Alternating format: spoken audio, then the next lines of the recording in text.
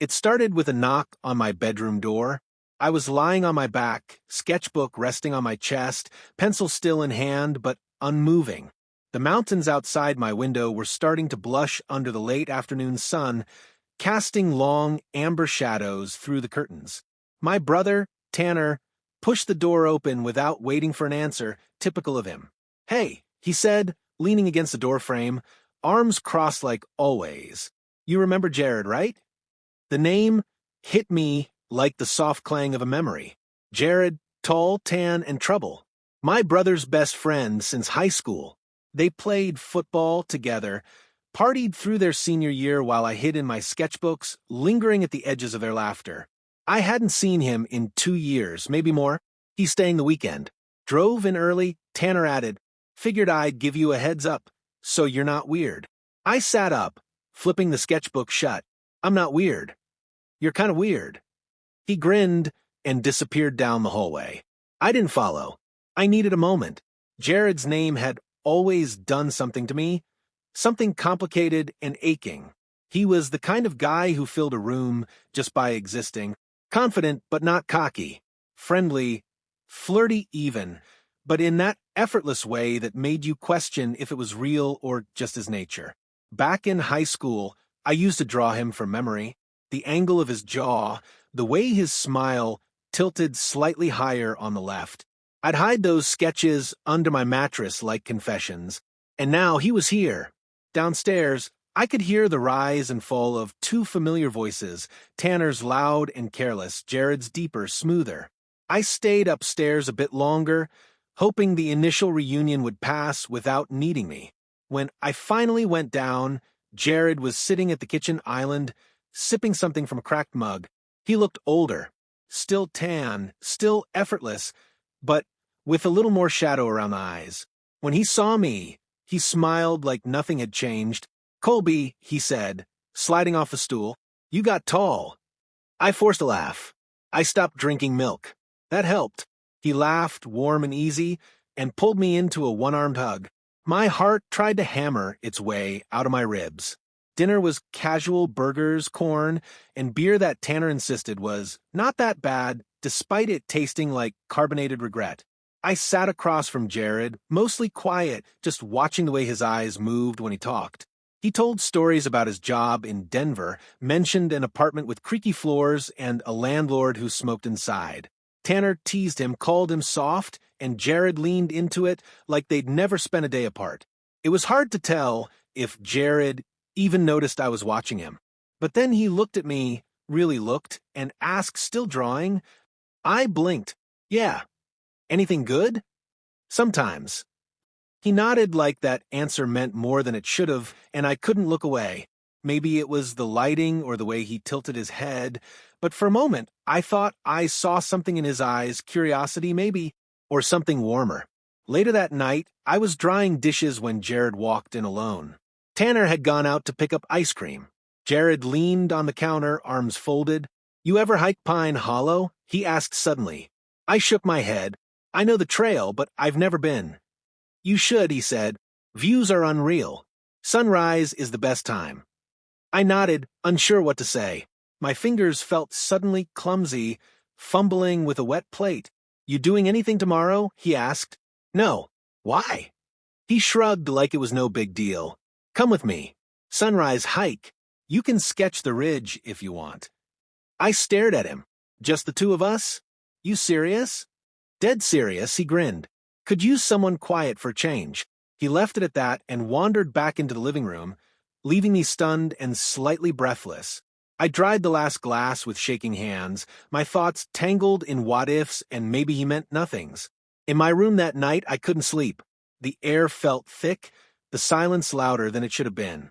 I stared at the ceiling for hours, trying not to overthink.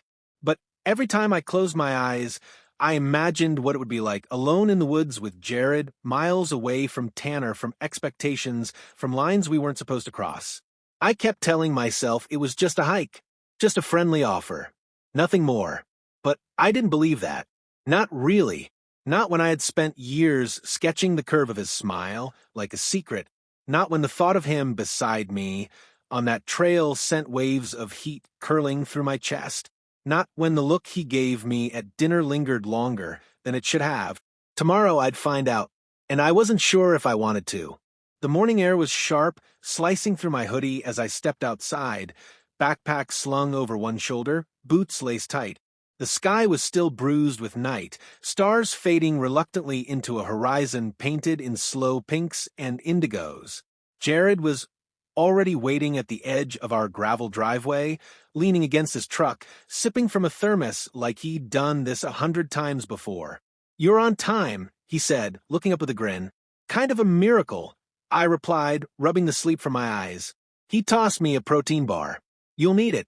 Trail's steep for the first mile." I climbed into the passenger seat, trying not to think about how surreal this was, just the two of us, before dawn, like this was normal. The truck rumbled to life, and we drove in silence for a while, music low, something acoustic and moody filling the space between us. I watched the trees blur past, the sleepy town shrinking behind us. Jared broke the silence. "You always this quiet in the morning?" "Only when I'm hiking with my brother's best friend at 5 a.m., I said. He smirked. "Fair." By the time we reached the trailhead, the sky had warmed, the first edges of sun glowing gold behind the trees. We strapped on our packs and started the climb. The trail was narrow, weaving between tall pines and sloping switchbacks. I kept pace behind him, watching the way his shoulders moved, the rhythm of his steps, fluid, steady, practiced. For a while we just walked. Birds stirred above us, the forest alive with soft rustles and the occasional crack of twigs underfoot. The incline was rougher than I expected, and soon my lungs were burning, my calves tight. Jared glanced back, slowed down. "Still with me?" "Barely," I said, half laughing, wiping sweat from my brow. "You'll thank me when we get to the top," he said. "Promise." We stopped for water at a bend in the trail where the trees thinned out. A patch of sunlight broke through, catching the dew on Jared's jaw. He tilted his head back, eyes closed, breathing in the moment like he belonged to the wild. "You ever think about leaving?" he asked out of nowhere. I looked at him. "Leaving where?" "This town. Your brother. The same routines. Just going." His voice was soft, not sad, but something close. I sat on a nearby rock, considering the question. "I think about it a lot," I said, "but it's easier to stay." "Safe, you mean?" I nodded. Jared sat beside me, close but not touching. "Safe can get heavy." There was a pause. It stretched. The air between us was changing, becoming denser, quieter in a way that felt charged. He looked at me again, like he was searching for something he wasn't sure he wanted to find. "You don't talk much, do you?" he asked. "Only when I think someone's actually listening." He smiled faintly. "I'm listening." That shouldn't have made my chest twist the way it did, but it did. I broke eye contact, staring at the trail ahead. "Let's keep going," I said, standing. The final stretch to the overlook was brutal, but Jared was right. The view was worth it. From the ridge, we could see the entire valley below, treetops stretching endlessly, the river like a silver thread curling through it all. The sun had fully risen now, casting golden light across everything, including him. He sat down on a flat rock and patted the spot beside him. I joined him reluctantly, pulling out my sketchbook more as a shield than anything else. My hands shook slightly as I flipped to a blank page. "You draw people?" he asked. "Sometimes." "Ever draw me?" I froze, the question hitting harder than it should have. I glanced at him, and he was already watching me, eyes narrowed like he knew. "Maybe once," I said, lying through my teeth. He grinned. "You don't have to be embarrassed. I always thought it was cool. You see stuff other people miss." I didn't know what to say to that. So I just started sketching, nothing specific, just the curve of the horizon, the jagged line of trees. But I could feel him looking at me, not the view. "Colby," he said quietly. I looked up. For a second, nothing happened. And then he reached out and brushed a stray hair from my forehead, his fingers lingering a moment longer than they needed to. I couldn't breathe. "What are you doing?" I whispered. He didn't answer right away. His hand dropped. "I don't know. Just thinking." He stood abruptly. "We should head back soon before it gets too hot." I nodded, slipping my sketchbook back into my pack, heart pounding. We started the descent in silence, the weight of something unspoken growing heavier with each step. Something had shifted on that ridge, something that didn't have a name yet, but it was there, in the way he looked at me, in the echo of his touch. I didn't know what it meant or where it would go, but I knew one thing: the hike wasn't just a hike anymore, and I wasn't sure I could go back to pretending it was. We reached the car just after 10, the sun high and burning through the early haze, pressing heat against our backs. The trail dust clung to our legs, and Jared's shirt was damp with sweat, clinging to him in ways that made it hard to focus. He tossed his bag in the truck bed and leaned against the passenger door, eyes scanning the empty parking lot like he needed to reset. Neither of us spoke much on the drive back. The silence wasn't hostile, but it wasn't comfortable either. It hummed with uncertainty, heavy with the memory of his fingers on my face, and the way he'd looked at me, like I was something fragile and dangerous all at once. At home, Tanner was nowhere to be seen. A note on the fridge said he'd gone out for brunch with a friend. Jared read it aloud with a casual shrug, but I could feel the tension crackle in the empty kitchen like static. For the first time since we'd left the house, we were alone again. Jared grabbed 2 bottles of water and handed me one. His fingers brushed mine. Neither of us moved away.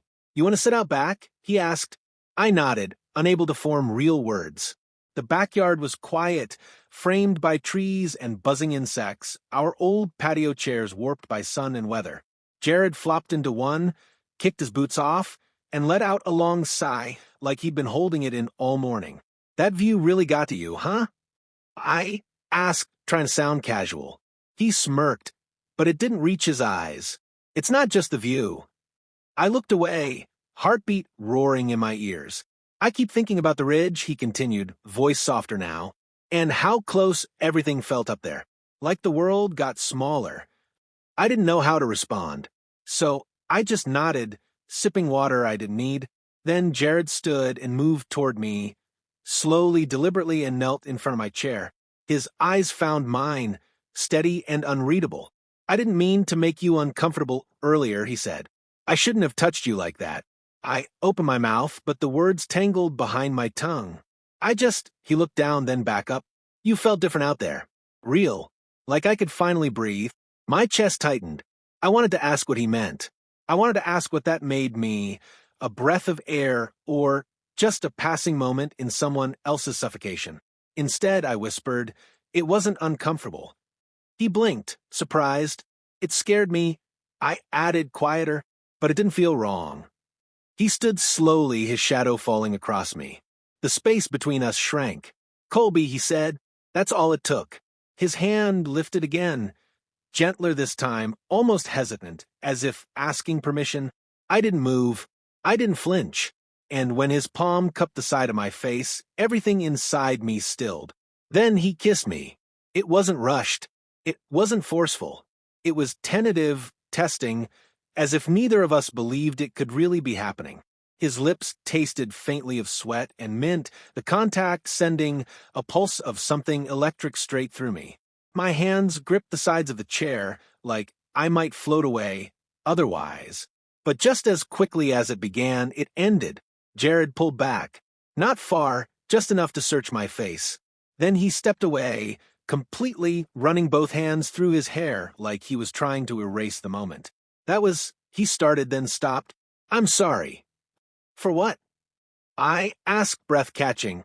"I don't know," he muttered. I can't."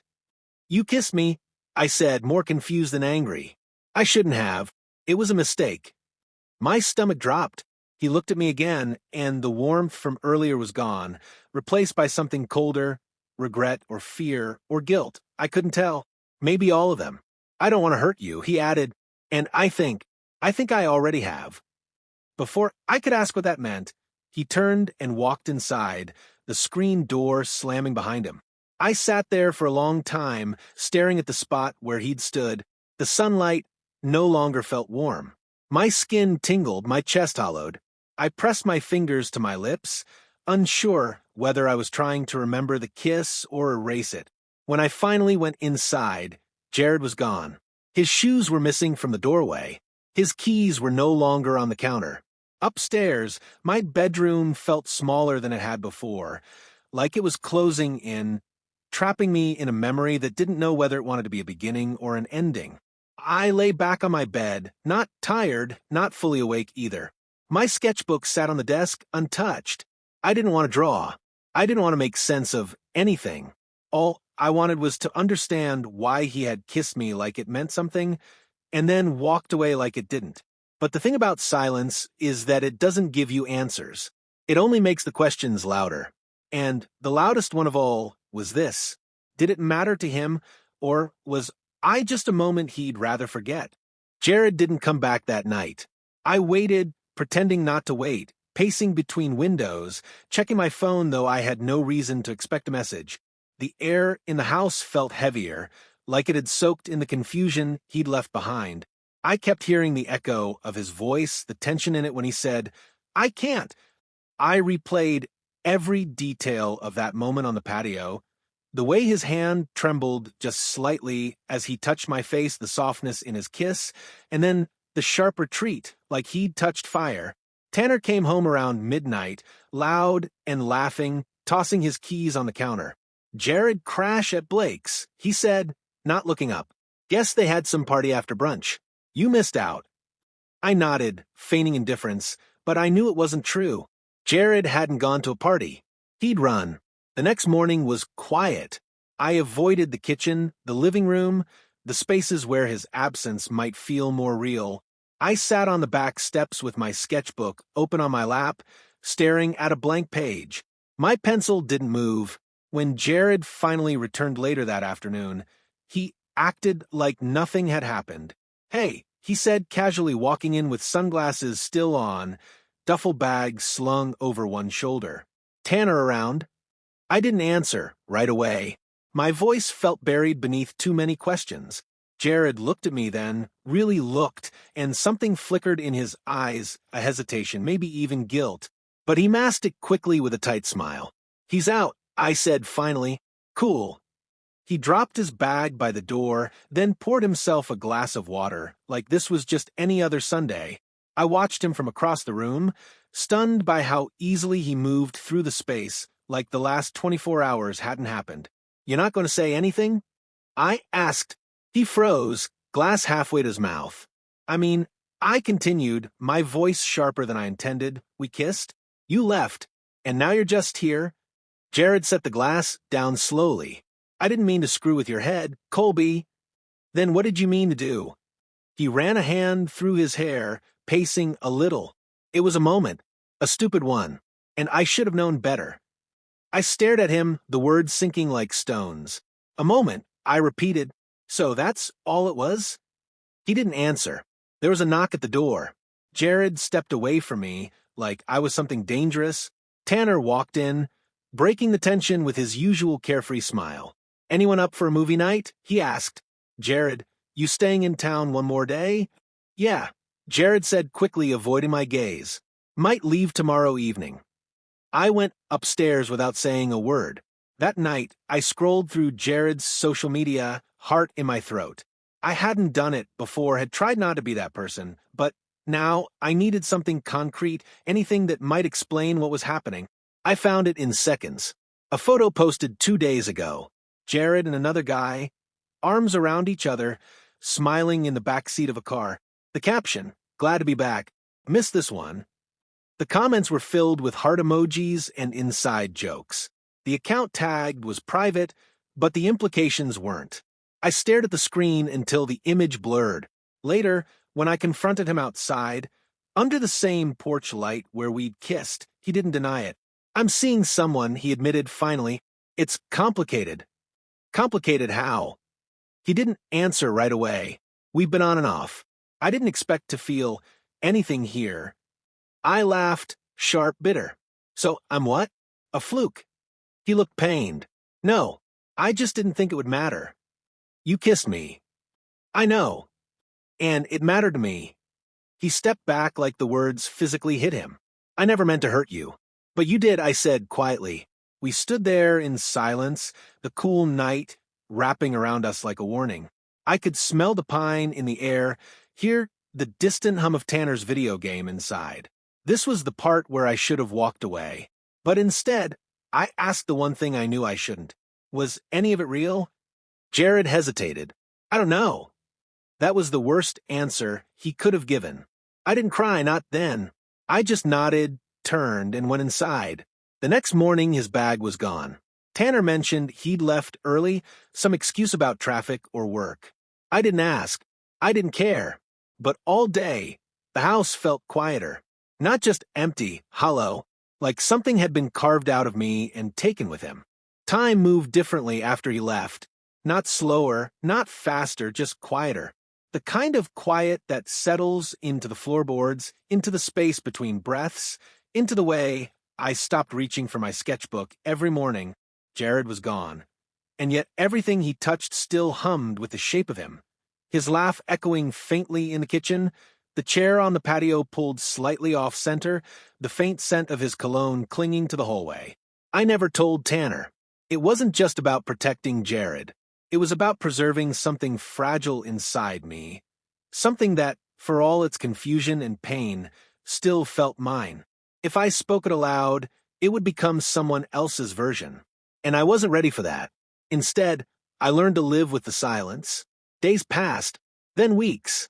The sketchbook remained shut on my desk until one evening I flipped it open again, not to draw Jared, not to relive, but to remember what it felt like to create something that was only mine. I drew trees at first, quiet landscapes, shadows at sunrise.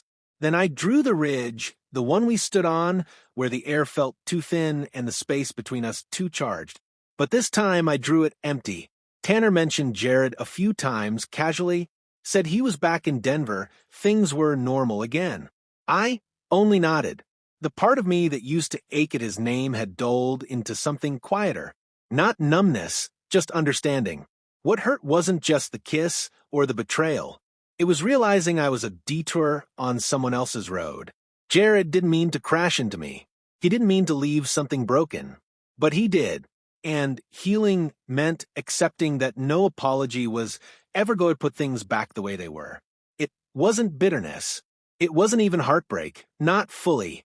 It was learning how to let go of the version of someone you built in your mind. One afternoon, about a month after he left, Tanner mentioned that Jared and his boyfriend had broken up. Said it with a shrug, like it wasn't news that could split me open. I only said, "Hope he's all right." And I meant it. Later that week, I went hiking alone. Same trail, same ridge. I packed light, just water, a journal, and a pencil. The morning was crisp, air cool on my skin, and the climb was easier this time. My legs moved with purpose, lungs steady, heartbeat calm. No weight of expectation. No one walking ahead of me. Just me and the path beneath my feet. At the overlook, I sat where we once sat. I ran my fingers across the sun-warmed rock, remembering how close he'd been, how his voice had dropped when he said I made him feel real. I held that memory for a moment, not to dwell, but to release it. I imagined the wind carrying it away. Then I opened my journal and started to write, not about Jared, not directly. I wrote about the trail, about light breaking through trees, about the stillness of a morning spent in your own company. I wrote about the difference between being alone and being lonely. I stayed up there for a long time. When I finally made the descent, my legs were sore, but steady, like they belonged to someone who could carry themselves now. Back at home, the light through my window had changed. It was warmer, softer. I sat down at my desk, sketchbook open, pencil in hand. And for the first time in weeks, I didn't draw what had been. I drew what might come next.